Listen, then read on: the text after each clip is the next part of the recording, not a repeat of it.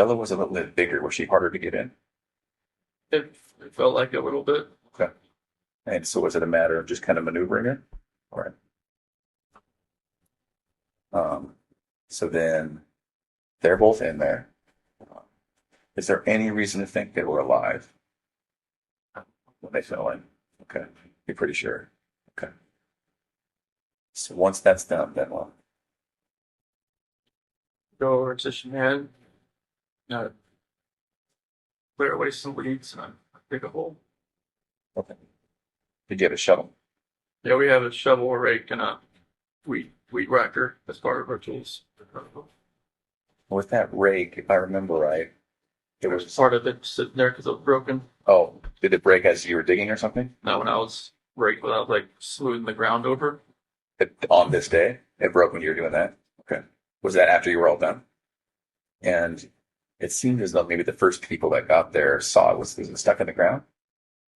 I guess it was like not like standing up, but it was like laying down. Oh, okay. Were you planning on coming back?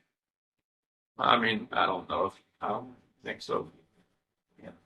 At this point, then, this is just before then, in a couple of hours, you would make it back home to see Officer Conrad.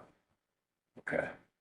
And so once she's buried, then That's when people start showing up, I believe.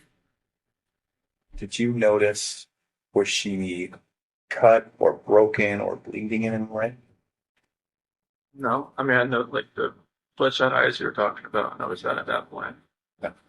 Other than that, no, Um, had she partially given birth?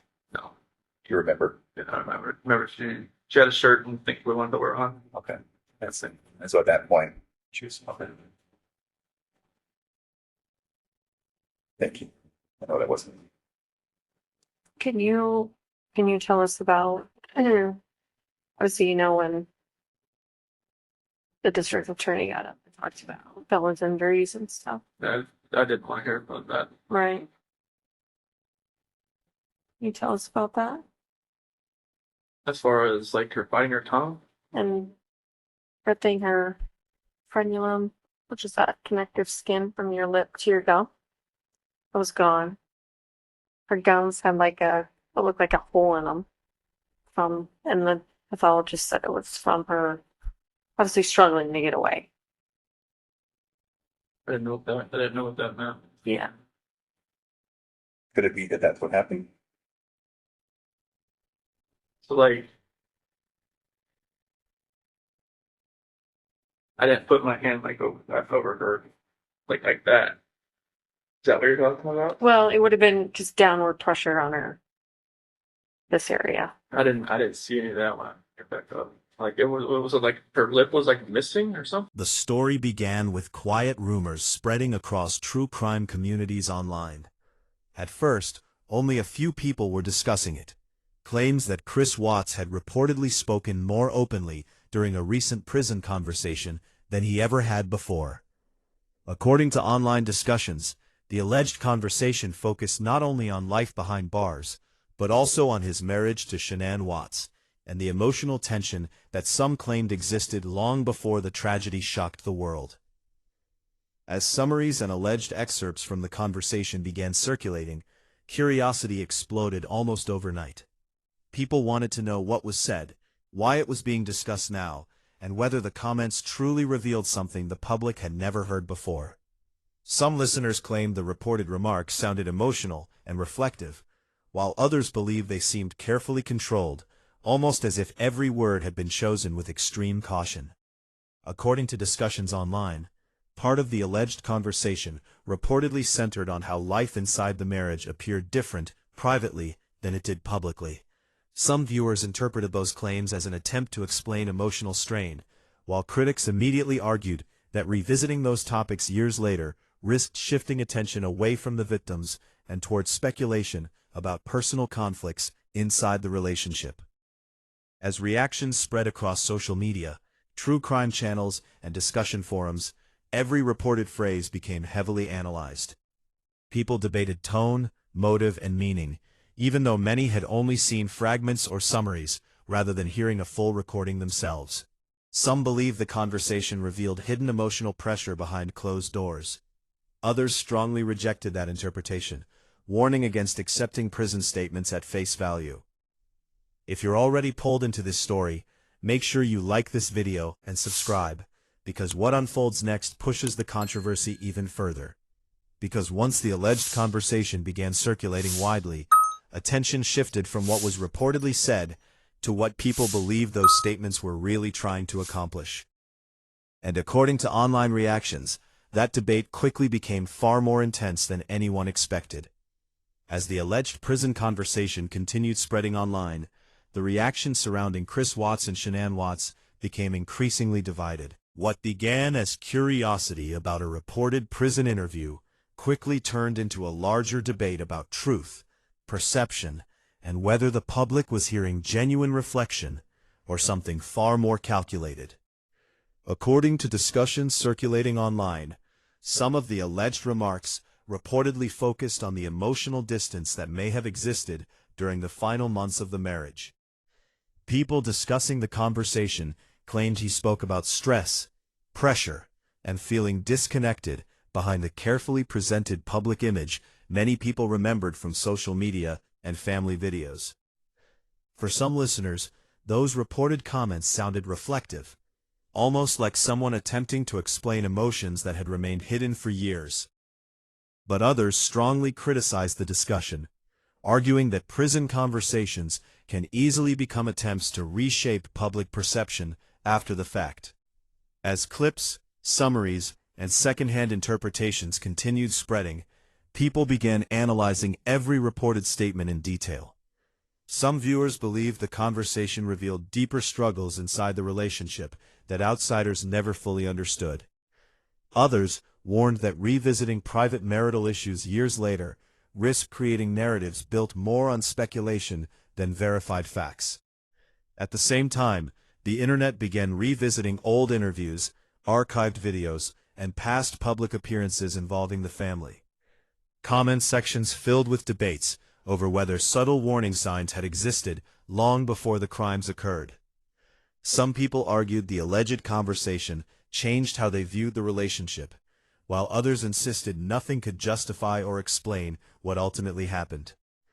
If you're following how quickly this story is dividing opinions, don't forget to like, share, and subscribe, because what happens next takes the controversy beyond online speculation and into the reaction from people who have followed the case for years.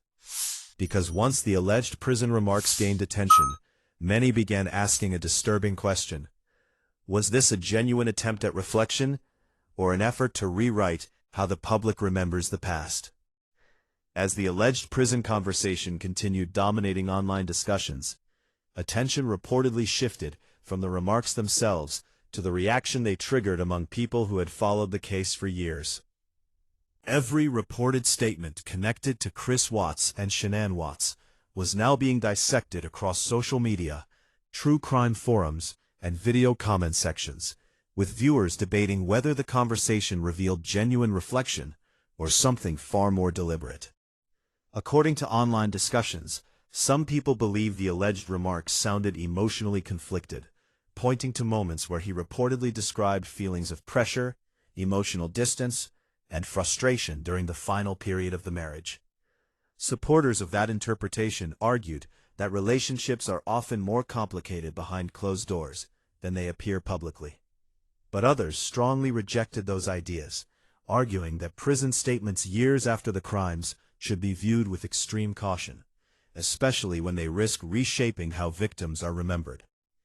Meanwhile, true crime commentators reportedly began revisiting old footage, interviews, and social media posts connected to the family. Small details that once seemed ordinary suddenly became the focus of intense analysis as people searched for signs that might support or contradict the alleged prison remarks. The deeper the internet dug into the past, the more divided opinions became. Some viewers believed the reported conversation reflected someone struggling to process the reality of permanent imprisonment and irreversible consequences. Others believed it sounded more like an attempt to control the narrative years later by reframing emotional tensions inside the relationship. Because so much of the discussion was based on summaries, fragments, and second-hand interpretations, separating fact from speculation became increasingly difficult. If you're still watching, make sure you hit that subscribe button, because what comes next pushes this story into even more controversial territory. Because as public fascination with the alleged prison remarks grew, the focus slowly shifted toward a haunting question many people couldn't stop asking. When someone speaks years after a tragedy, are they revealing hidden truth, or trying to change how history remembers them? As public fascination with the alleged prison remarks intensified, the story surrounding Chris Watts reportedly evolved into something much larger than a single conversation. What people were debating now wasn't only what had been said about Shanann Watts, but whether anyone can truly separate truth, memory, and perception years after a tragedy has already become part of public history. Online discussions reportedly became more emotional with each passing day. Some listeners believe the alleged statements revealed hidden struggles inside the marriage that outsiders never fully understood. Others strongly criticized that interpretation, arguing that revisiting private relationship issues years later risks unfairly reshaping how victims are remembered. The debate quickly became divided between people searching for deeper explanations and those warning against giving too much weight to prison conversations that could never be fully verified or understood in context. At the same time, old interviews, videos, and social media posts connected to the family reportedly resurfaced across the internet once again. People replayed clips, analyzed expressions, and compared public appearances to the alleged prison comments, searching for connections that may or may not have existed. What once looked ordinary to viewers years ago was suddenly being interpreted through a completely different lens. True crime commentators discussing the case also pointed out how public narratives around high-profile crimes often continue evolving long after the original headlines disappear. New interviews, rumors, and alleged statements can dramatically shift perception, even when no new confirmed evidence exists. In cases surrounded by intense emotional attention, people often begin filling gaps with interpretation, turning speculation into something that feels increasingly real over time. If this story has you hooked, make sure you like, share, and subscribe, because the final chapter leaves behind one unsettling question that still divides opinions years later. Because once a case becomes part of public fascination, every new statement doesn't just add information, it changes the way people think they understand the entire story. In the end, the alleged prison remarks reportedly left behind far more questions than answers. What began as a rumored conversation involving Chris Watts quickly transformed into a massive online debate about truth, memory, and the way public perception can continue evolving years after a tragedy. For some listeners, the reported comments sounded reflective and emotionally revealing, offering what they believed was insight into struggles hidden beneath the surface of the marriage with Shanann Watts. For others, the remarks felt calculated, an attempt to reinterpret the past long after the crimes had already shocked the world.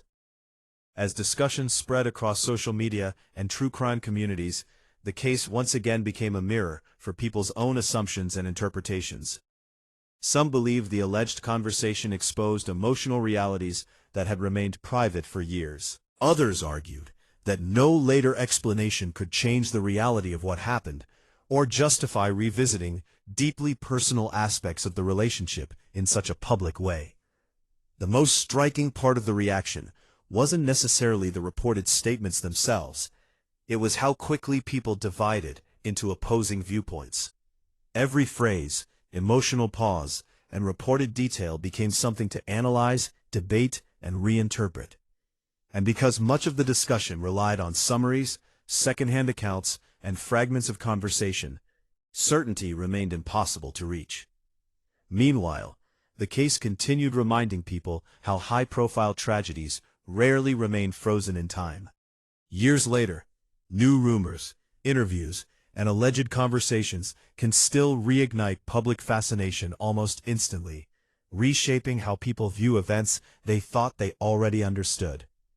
If you've stayed with this story until the very end, don't forget to like, share, and subscribe, because stories like this reveal that sometimes the most unsettling part of a case isn't what's already known. It's the unanswered questions people continue debating long after the headlines disappear. And in this case, one question still lingers above all the rest. When someone finally speaks years later, are they revealing hidden truth? Or simply trying to change the story history remembers?